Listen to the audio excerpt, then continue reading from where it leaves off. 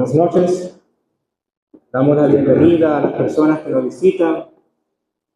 Estamos contentos de que estén presentes para escuchar el mensaje del Evangelio, la palabra de Dios que tiene para usted en esta noche oír, con el fin de que pueda recibir la salvación que Dios ofrece a todo el mundo por la fe en el Señor Jesucristo. Iniciemos el culto cantando el himno número 16. Este es un himno que se canta lentamente, pero para poder cantarlo todo lo cantaremos un poco más rápido, todo el himno. La primera estrofa dice: cargado estoy de males y pesar, miro hacia el cielo y quiero allí entrar, aunque no puede en él caber el mal. Alguien me llama al reino celestial. El versículo 4 dice: la voz celeste es la del Salvador. Es él quien hace entrar al pecador. Jesús es quien su sangre derramó, del mal me libra, pues por mí murió. El himno número 16. Cargado estoy de males y pesar, miro hacia el cielo y quiero allí entrar, aunque no puede en él caber el mal. Alguien me llama al reino celestial.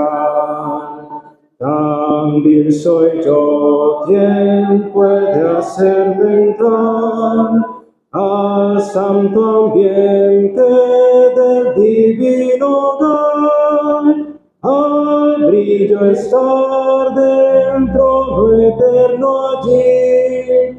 Dice una voz: entrar podrás por mí.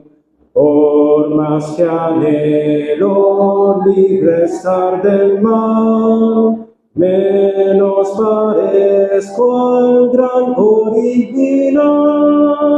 Mas desde el cielo suena nueva aquí. Tu mal confiesa, libre estás por mí. La voz celeste es la del Salvador. Es el quien hace entrar al pecador. Jesús es quien su sangre derramó. Del mal me libra, pues por mí murió. Si tú por mí respondes, oh Señor, tú me ganaste el cielo Salvador. Tus sufrimientos dan entrada allí. Yo por tu muerte vida tengo aquí.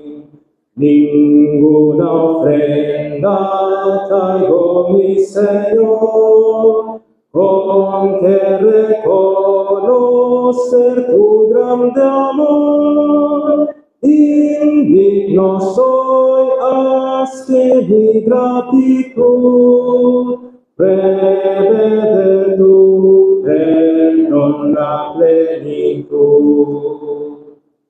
Vamos a orar. Padre nuestro que estás en el cielo, te damos las gracias porque en esta noche tu Hijo, el Señor Jesucristo, a quien has enviado, ha de ser predicado y oído por aquellas personas que aún no han recibido al mismo Señor Jesucristo como Salvador, aún no tienen vida eterna, aún están cargados de pecados y no han depositado la fe en el Señor Jesucristo para ser salvos. Rogamos que esta noche sea la noche de su salvación, que oigan tu llamado y puedan ser salvos.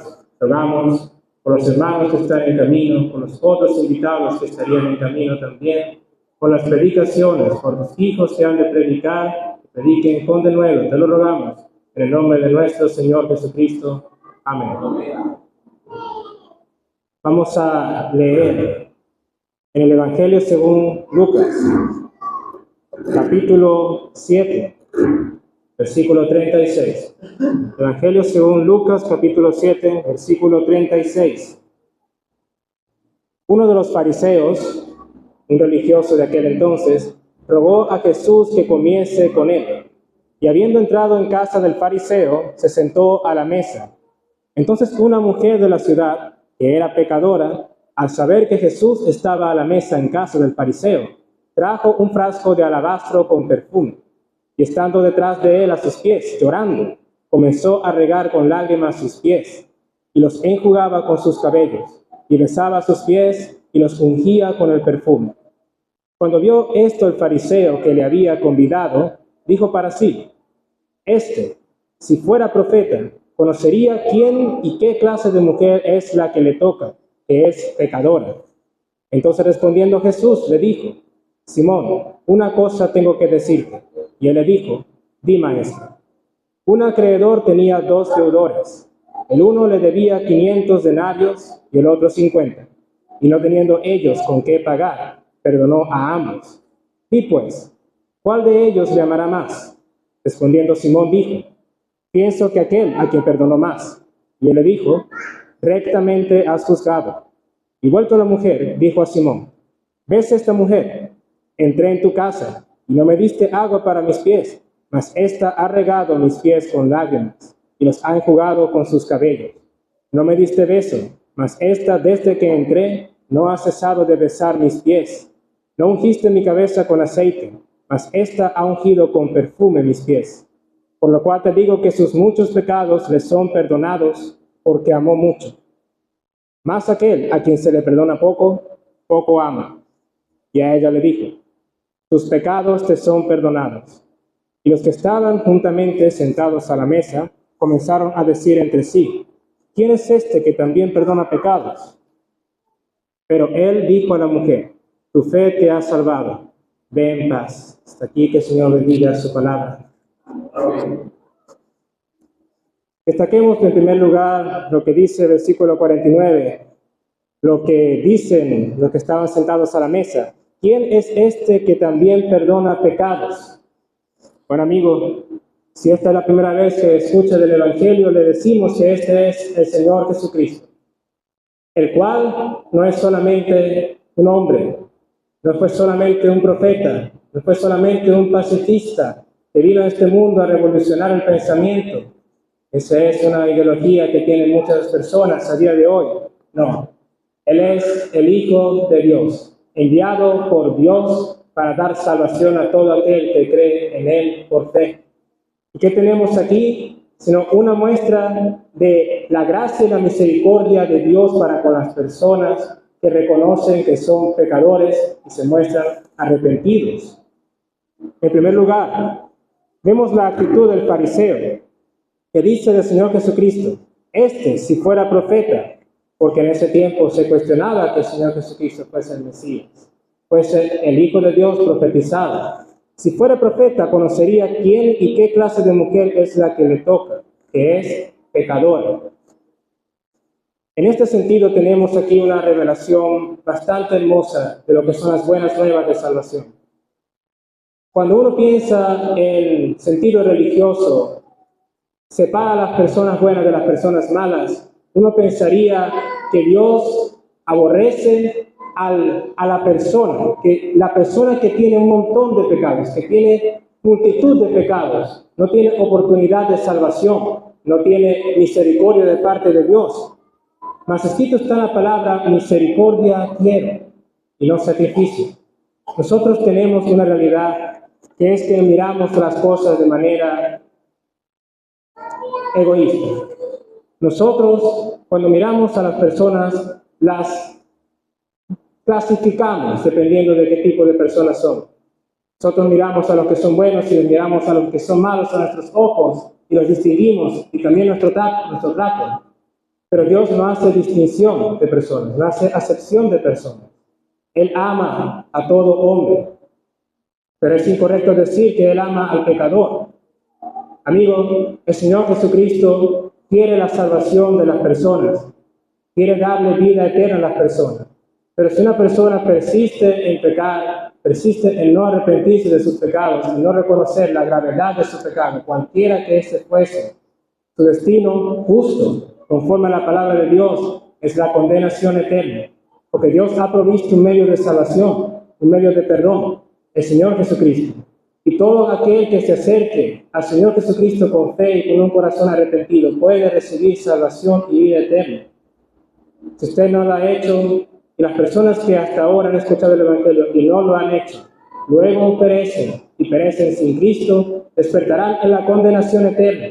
Y en el momento en el que despierten, será muy claro para ellos, para usted si no ha creído en el Señor Jesucristo. Usted tuvo la oportunidad de salvarse, tuvo la oportunidad de recibir perdón de pecados y no la aprovechó.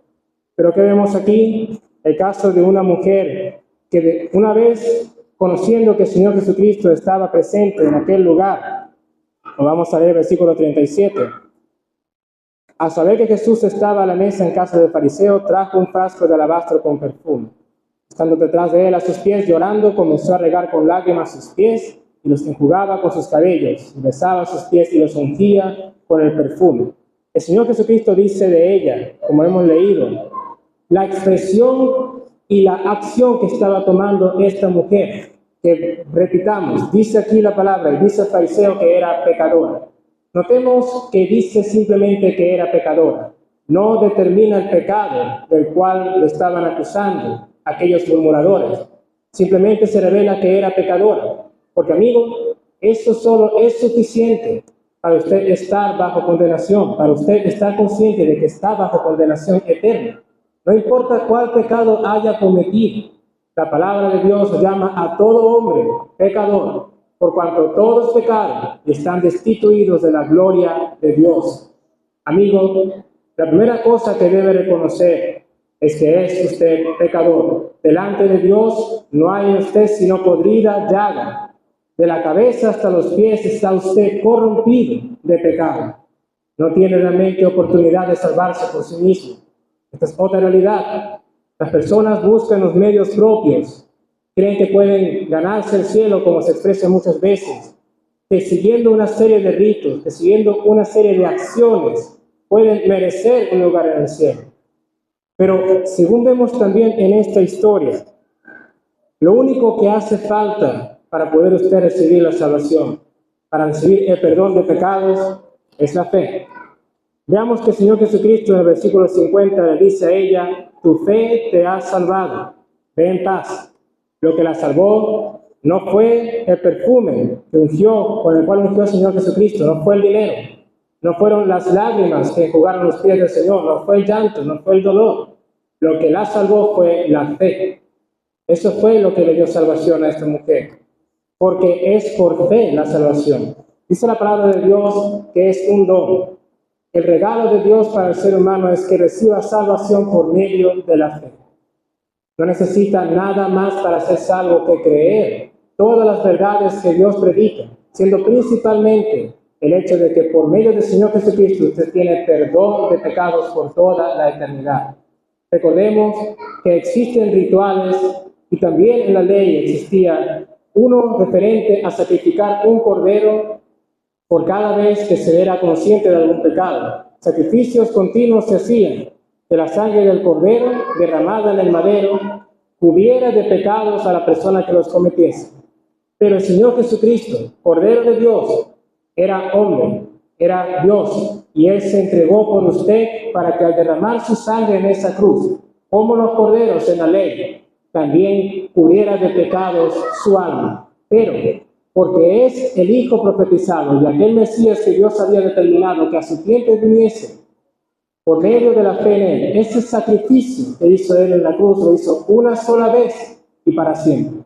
De modo que todo aquel que cree en el Señor Jesucristo y deposita su fe en la sangre que derramó en la cruz una sola vez, por esa sola vez será salvo por toda la eternidad. Y esta es una promesa hermosa y una gracia que Dios ofrece a todo pecador. Y luego pensamos en el hecho de que a pesar de tener esta oferta, a pesar de que Dios ofrece este magnífico don a todas las personas, lamentablemente puede usted simplemente pasar de largo y no creer a este precioso mensaje.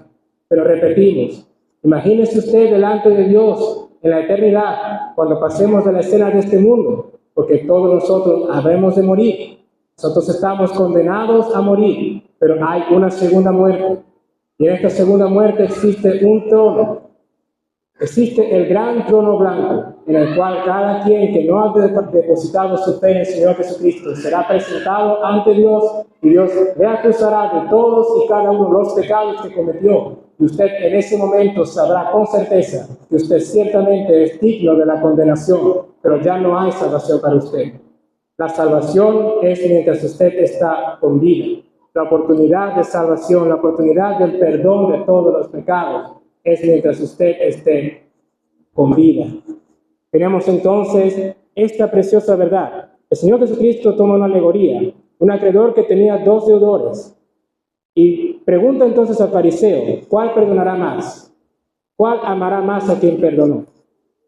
¿Amará más el que perdonó menos o el que le fue perdonado más? Obviamente al que le fue perdonado más, responde el fariseo. Y es cierto, cuando usted entiende, amigo, el valor del perdón de Dios para su alma, que usted no será perdonado de un simple pecado, será perdonado de todos sus pecados por toda la eternidad. Y usted entiende la gravedad de su pecado, que merece la condenación eterna. ¿Cómo no ha de amar al Dios que le amó? Porque, amigos, simplemente Dios podría dejarnos en condenación. Es justicia.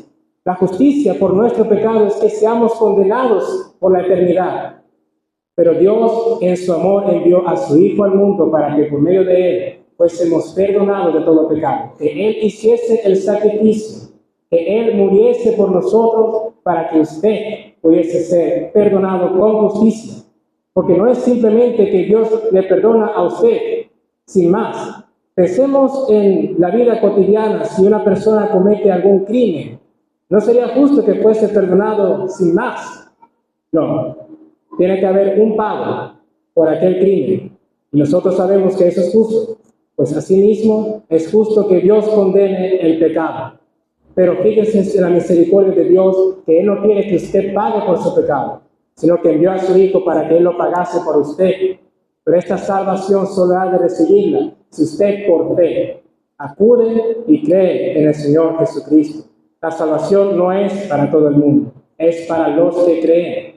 Y amigos, si usted no decide creer en esta noche, y usted no sabe si esta noche debe ser su última noche en vida, usted abrirá los ojos en la condenación, habiendo podido abrirlos en la eternidad por el Señor Jesucristo, que le amó y le ama y le quiere salvar en esta noche.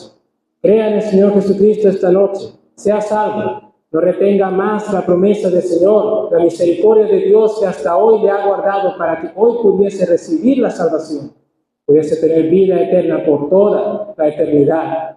Amigo, crea en el Señor Jesucristo y sea salvo, como dice la Escritura. El Señor bendiga su palabra. Amén.